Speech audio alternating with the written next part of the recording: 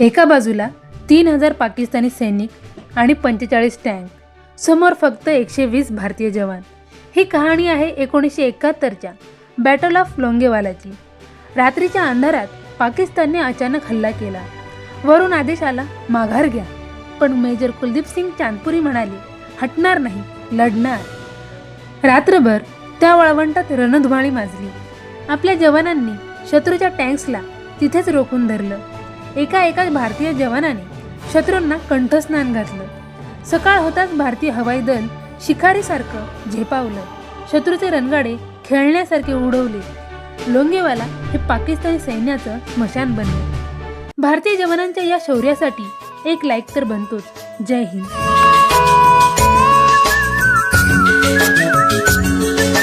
अशाच माहितीसाठी आपल्या चॅनलला सबस्क्राईब करा आणि जास्तीत जास्त शेअर करा।